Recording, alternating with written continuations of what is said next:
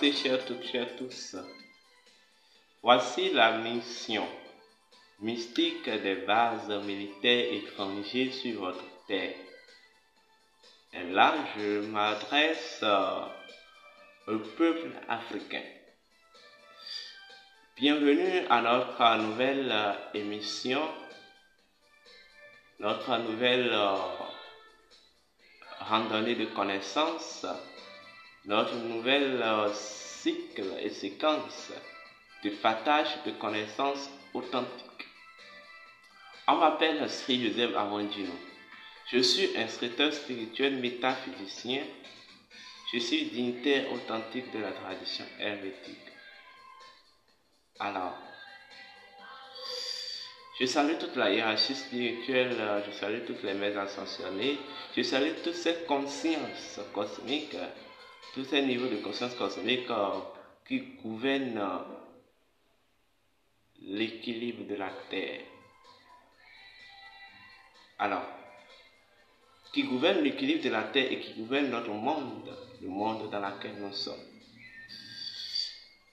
Le thème de ce jour s'intitule, je vous le répète, étant donné que la répétition est pédagogique,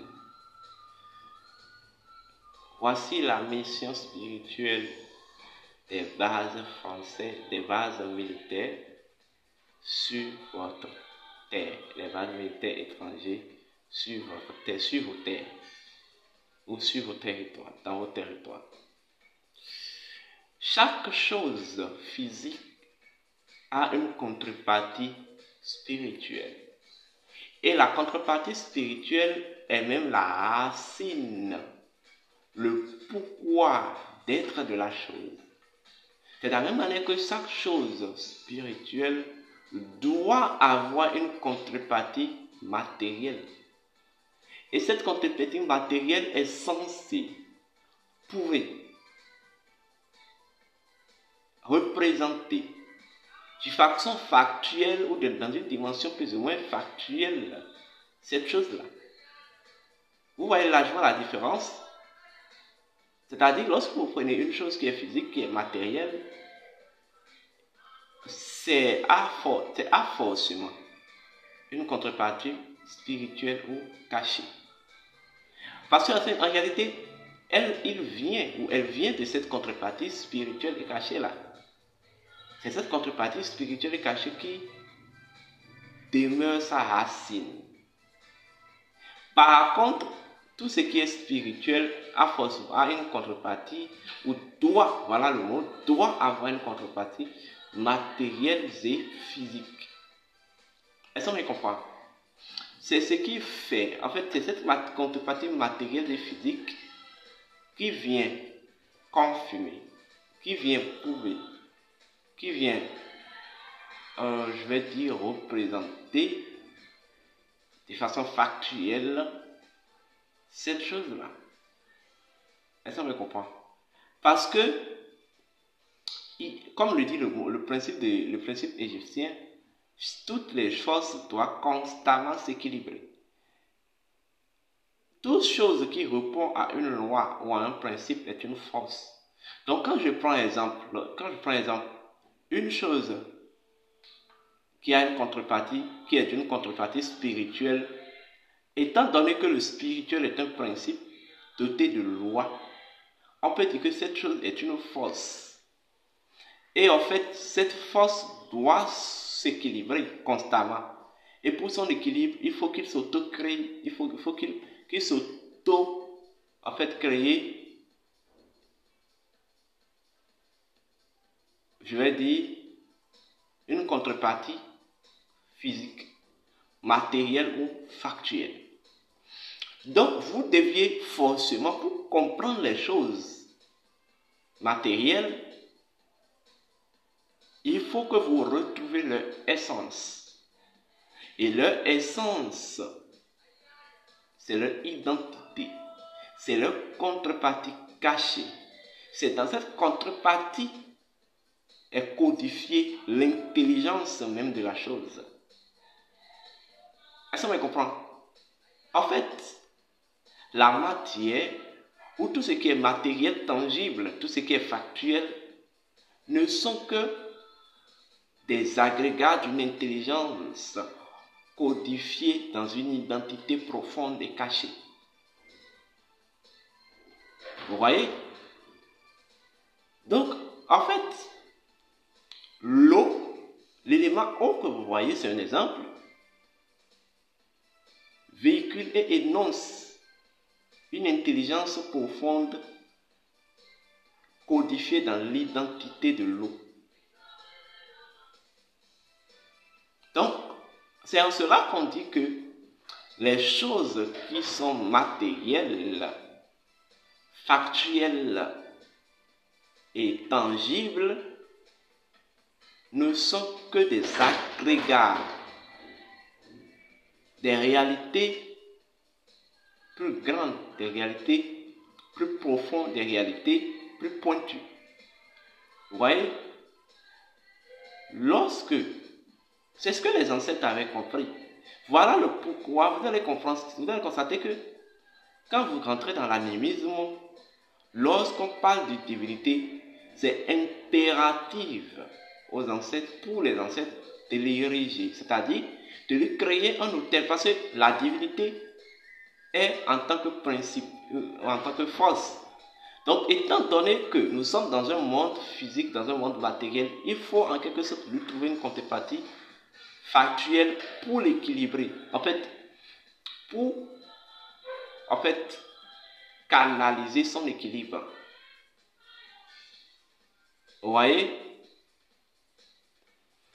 Donc, c'est un peu ça. Et lorsque vous prenez ce que vous appelez de l'âme, au plan spirituel, l'âme c'est quoi? L'âme représente quoi? Beaucoup de vous diront l'âme c'est un corps de métier dont les hommes qui y appartiennent défendent l'intégrité du territoire national. Mais vous savez que lorsque nous prenons un territoire plutôt, a deux aspects. Il y a l'aspect spirituel du territoire et il y a l'aspect physique ou l'aspect matériel. Je vais dire autrement, un territoire a deux environnements. Nous avons l'environnement immatériel et l'environnement matériel d'un territoire. Si je vais suivre votre définition que vous donnez de l'armée, et vous dites, ça veut dire les hommes de l'armée ou les hommes, les militaires défendent l'intégrité d'un territoire. Mais je vous dirais, en fait, les militaires ont la mission de défendre l'intégrité, vous voyez, spirituelle et matérielle d'un territoire. Ça vous surprend. Mais en réalité, c'est ça. Et c'est là que je vais rentrer dans la métaphysique de la chose. Lorsque vous prenez la terre est une expression de ce que je vais appeler la lumière de vie. Parce que lorsque nous rentrons dans la cosmogonie sacrée, on dit il existe dans le fonctionnement cosmique deux grands pôles. Nous avons le pôle que j'appelle le pôle tellurique et le pôle céleste. Est-ce qu'on me comprend? En fait, le pôle tellurique répond au principe en capacité. En fait, le pôle tellurique répond au principe du mana. Est-ce qu'on me comprend? Mais en fait, ce que je vais appeler le mana de vie. Donc la terre représente le principe du mana de vie, c'est-à-dire le principe capacité de la vie. Voilà pourquoi la terre garde toutes les archives de tout ce qui se passe sur elle et que tout ce qui s'était déjà passé sur elle. La terre est un pôle du principe capacité de la vie. Voilà pourquoi au noyau de la terre se trouve le sanctuaire de la vie. Je ne vais pas aborder sur ce point ici. Mais nous avons le second pôle qu'on appelle le pôle céleste. Voilà. Qui n'est qu'un canal d'un autre principe que j'appelle le principe de la lumière de vie. Le principe de la lumière de vie. Et en fait, pour qu'il y ait équilibre dans le système cosmique, il faudrait que soit le principe à capacité de la vie, dont le canal est la Terre, dont le canal spatial est la Terre, et le principe, je vais dire, lumineuse ou de la lumière de vie, dont le canal spatial est le ciel, s'interagissent de façon constante. Et c'est ce que le grand maître Aimé Christ Mégis voulait vous dire, en disant, tout ce qui est en bas est semblable à tout ce qui est en haut, et tout ce qui est en haut est semblable à tout ce qui est en bas. Vous voyez? Donc en réalité, selon le principe des choses, la terre est unique. Le ciel est unique. La terre possède une conscience. La terre a sa conscience. Et étant donné que la terre a une conscience, la terre est une spiritualité, ou la terre est dotée de sa propre spiritualité. Est-ce que vous comprenez? Et la spiritualité de la terre, dans la spiritualité de la terre, nous comprenons que la terre est source de fertilité, de maturité, et est une source de richesse, spirituelle comme matérielle. Nous sommes d'accord? Donc en réalité, ce que vous appelez les territoires et tout, en fait, n'ont jamais existé. Il n'y a qu'une seule terre. Et en fait, l'air du vaisseau va nous préparer à accéder à une vérité ou à une réalité. L'unité de la terre. Tous les pays vont disparaître et il y aura un seul pays qui va régner sur la terre. Ce pays, c'est l'univers. Il n'y a qu'une seule terre. Et c'est ça, c'est l'enseignement que les Égyptiens voulaient énoncer à travers le sphinx. C'est-à-dire le sphinx égyptien. Vous voyez? Donc, lorsque vous parlez des militaires, en fait, dans la terre se trouvent des classes d'énergie. Nous avons la classe des entités, la classe des esprits. Je préfère même laisser la troisième classe. Les esprits, ce sont en quelque sorte des sources identitaires, c'est des principes, mais à conscience divinisée. Vous voyez? C'est ce que les ancêtres appelaient les Nietzsche, les divinités. La terre véhicule les divinités. Toutes les divinités, toutes les forces de la nature ont leur empreinte énergétique ancrée au noyau de la terre. Voilà pourquoi on dit la terre est mère de toutes les divinités, parce que la terre possède dans sa mémoire l'empreinte énergétique de toutes les divinités, de tous les dieux. Donc tous les dieux passent par la terre. Voilà pourquoi un adage africain dit, bon, je vais le dire en fort et après je vais le dire en français. C'est-à-dire, une divinité agressive ne peut pas tuer la terre, la divinité de la terre. Vous voyez? Donc, deuxième niveau, nous avons dans la terre des multitudes d'entités. Les entités, c'est ce que j'appelle des formes d'énergie possédant un automatisme de conscience.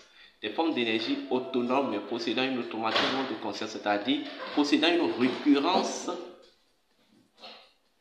de vibration, une récurrence d'action. Donc les entités, ce qui différencie les entités des esprits est que les entités ont un certain proactivité, sont en fait récurrences dans leur proactivité. Elles sont mais comment? Voilà de quoi, lorsque vous érigez une entité et vous lui donnez une chose, en fait, vous avez créé la récurrence, une récurrence dans l'entité selon laquelle l'entité est obligée de vous demander tout le temps la chose. Les entités sont insatiables. Donc vous avez dans la terre les entités. Pas uniquement les entités souterraines, mais vous aviez en fait dans la terre toutes les entités des mondes, c'est-à-dire les entités du monde. La terre est considérée comme un hôtel. Est-ce qu'on me comprend? Un hôtel. Donc la terre véhicule en réalité tout ça. Et ce que vous appelez des pays ou des nations assis sur des parties du terre, en réalité, ne sont que des compartiments. Je veux dire environnementalement, bien environnemental, des compartiments en fait d'entités et d'esprits de la terre, mais expansés dans un environnement physique. Vos peuples ne sont que des entités. Vos peuples ne sont que des esprits. Donc, lorsque vous dites que les militaires sont censés protéger le peuple, les militaires sont censés veiller à l'équilibre des entités. Les militaires sont censés, en fait, veiller spirituellement au bien-être de la population tellurique qui sont dans la terre et la population tellurique qui se sont expansées dans l'environnement physique, ce que vous appelez les territoires et tout. Alors, je pense que vous n'avez pas encore bien compris ce que je vais dire. Lorsque vous prenez un environnement physique, parce que là, c'est là maintenant qu'on peut parler des nations. Les nations sont des environnements, vous voyez, qui conditionnent la terre, les environnements physiques et astrales. Donc une nation, dans la terre a plusieurs environnements, mais la terre elle est unique. Donc quand on dit oui, cette terre c'est pour Togo, cette terre c'est pour Bénin, en fait c'est un abus de langage. La terre est unique. Mais la terre sait auto-créer des environnements que j'appelle des courants d'énergie ou des réseaux d'énergie. Et c'est ce que représentent les nations. Donc, en fait, chaque environnement, vous voyez, astral ou physique de la terre est dominé ou est veillé, est sous la veillance, est sous la domination d'une divinité chinonienne, d'une divinité racine que j'appelle une divinité tutélaire. Et en réalité, c'est cette divinité qui sert de point de connexion entre le noyau de la Terre et cet environnement astrophysique, c'est-à-dire ce pays-là. Ça veut dire quoi? Rien ne peut se passer dans cet environnement sans, en fait, l'apport de cette divinité tutélaire. Tout vient de cette divinité tutélaire. Et voilà pourquoi les ancêtres, quand ils veulent fonder un peuple, quand ils veulent fonder un royaume, la première des choses qu'ils cherchent, c'est de découvrir la divinité qui est garant de cet environnement astral et physique de la terre. C'est la première des choses qu'on recherche.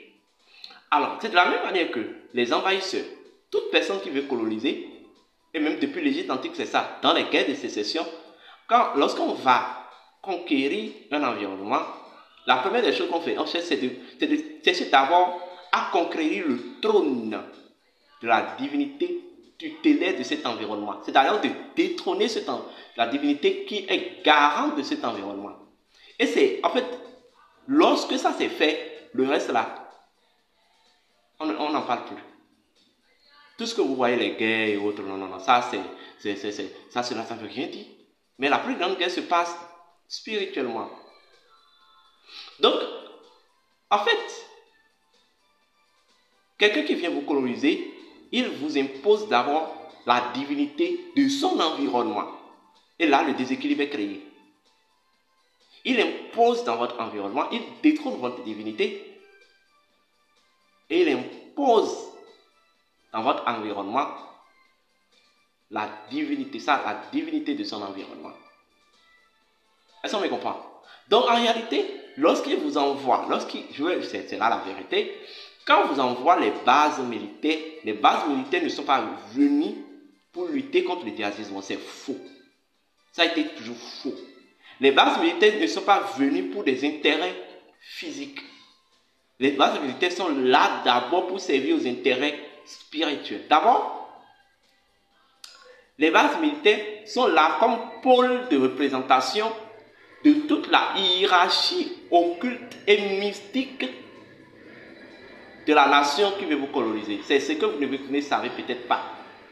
Lorsque vous avez une base militaire quelque part, sachez que vous avez là un détachement de toute la hiérarchie occulte et mystique de la divinité tutélaire de l'environnement astral ou de la nation qui veut vous diriger, qui veut vous coloniser. Donc en réalité, la différence entre la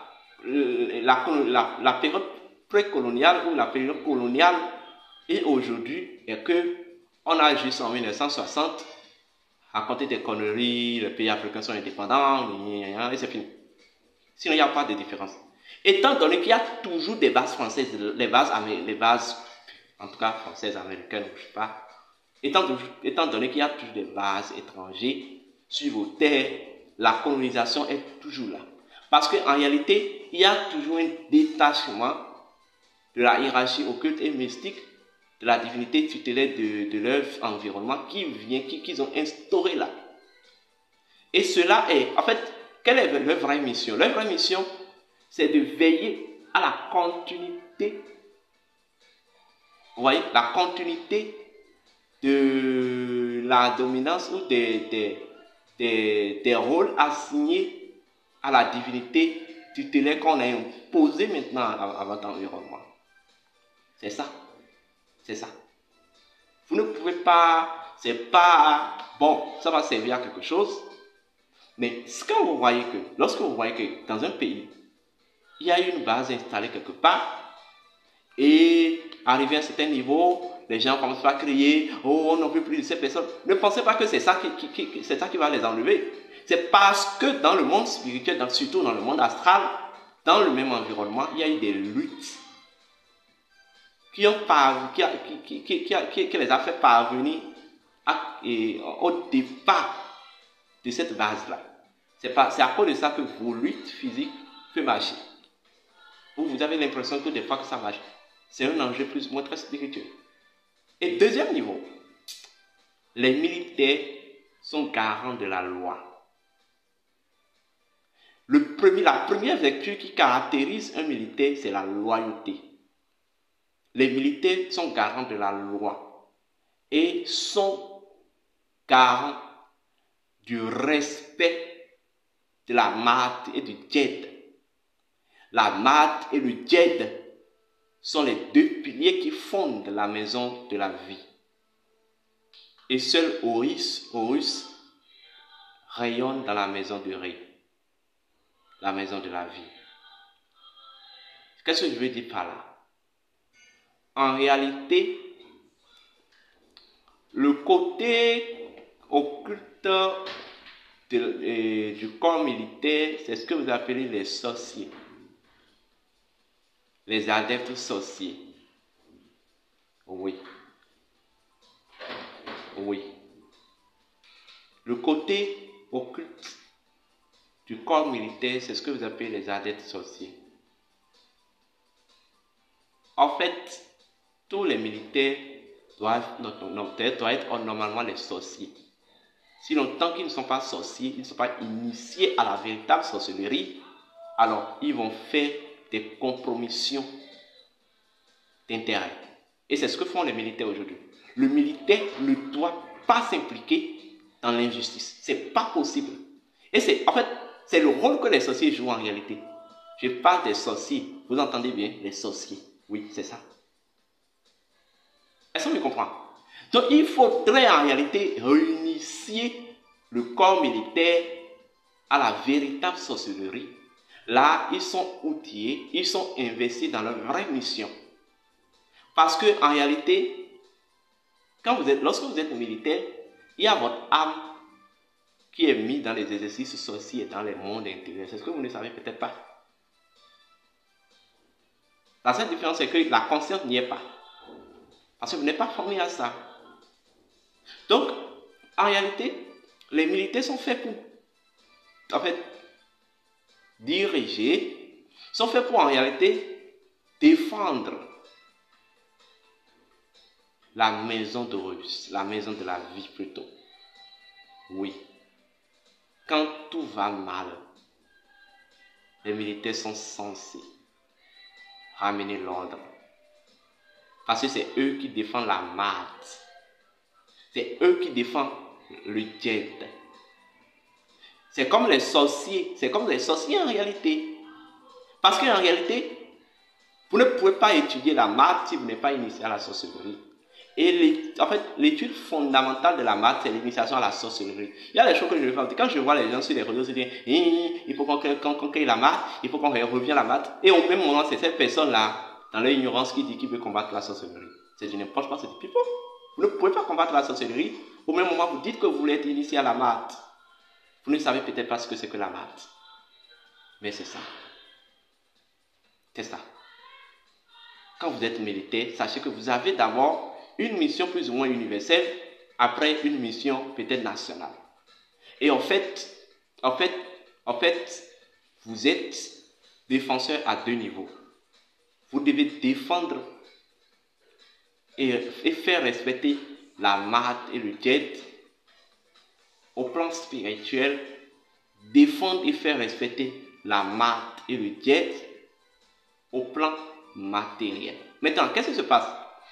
Étant donné que pour que le militaire soit vraiment dans sa vraie mission, il faudrait qu'il soit initié à toutes ses fonctions.